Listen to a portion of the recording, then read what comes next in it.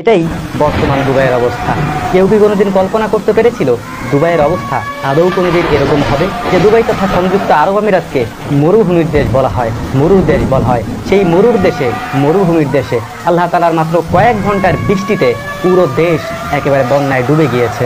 পৃথিবীর সবথেকে উন্নত প্রযুক্তি, পৃথিবীর সবথেকে ধনী দেশের মধ্যে অন্যতম হচ্ছে দুবাই। তাদের কাছে হাজার হাজার কোটি টাকা রয়েছে, যাদের কাছে সম্পদের কোনো অভাব নেই। আল্লাহ তাআলা তাদেরকেও মাত্র 2-3 ঘন্টার বৃষ্টি দিয়ে দেখিয়ে দিয়েছেন তার ক্ষমতা কতটুকু। এটাকে আপনি এখন কি বলবেন?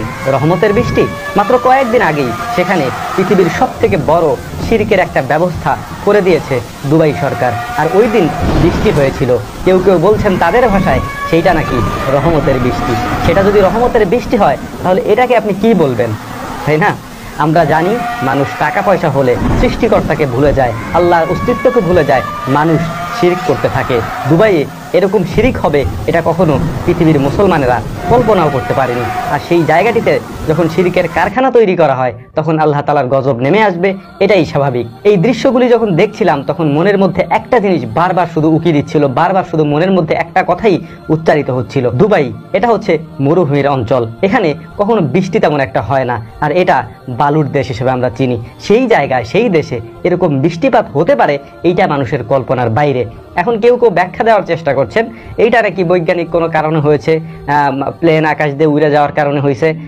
মানে তাদের ব্যাখ্যার আর শেষ নাই। ওই যে যারা একসময় বলছিল যে আমাদের তারা শিরকের একটা কারখানা সেখানে খুলেছে এবং সেটাকে যেদিন উদ্বোধন করা হয়েছিল সেদিন বৃষ্টি হওয়াতে যারা রহমতের বৃষ্টি বলেছিল সেটাকে, তারাই এখন যুক্তি দিচ্ছে না এটা তো বৈজ্ঞানিক কারণে হচ্ছে। এটা কোনো বৈজ্ঞানিক কারণে হচ্ছে না, এইটা আল্লাহ তাআলার একটা গজব। আর এই গজব এই কারণে এসেছে কারণ তারা শিরকে লিপ্ত হয়েছে। আল্লাহ তাআলা বলছেন যে জাতি শিরক এবং কুফরে লিপ্ত হবে তাদেরকে আল্লাহ তাআলা পৃথিবী থেকে বিনাশ করে দিবেন।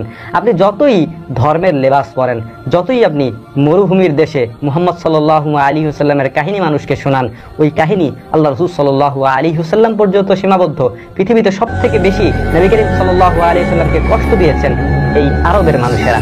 পৃথিবীর অন্য কোনো দেশের মানুষ নবী সাল্লাল্লাহু আলাইহি ওয়াসাল্লামকে এতটা কষ্ট দেন নাই, এতটা আজে বাজে কথা বলেন নাই যতটা বলেছে এই আরবের মানুষেরা। অর্থাৎ আপনি এইটা মনে করেন না যে সেখানে নবী করিম সাল্লাল্লাহু আলাইহি ওয়াসাল্লাম আমাদের প্রাণ ভ্রমরার জন্ম হয়েছে আর সেই জায়গাটিতে এগুলি হবে না। আল্লাহ তাআলা এদেরকে এদের প্রায়শ্চিত্ত দান করবেন। আল্লাহ তাআলা এদেরকে দেখাবেন কোন জাতি যখন ভোগ বিলাসে আইয়াসে মাতোয়ারা হয়ে যায় তখন ওই জাতির কি পরিণতি আল্লাহ তাআলা করেন, এইটা আল্লাহ তাআলা মানুষকে হাড়ে হাড়ে টের পাইয়ে দেন। এই জায়গায় এরকম বৃষ্টি হবে এটা কখনো কল্পনাও করা যায় নাই। আল্লাহ তাআলা এগুলি আমাদেরকে বোঝার তৌফিক দান করুন এবং তার নিদর্শনগুলি পর্যবেক্ষণ করার তৌফিক আমাদেরকে দান করুন, আমরা যেন বুঝতে পারি কোনটা গজব আর কোনটা রহমত।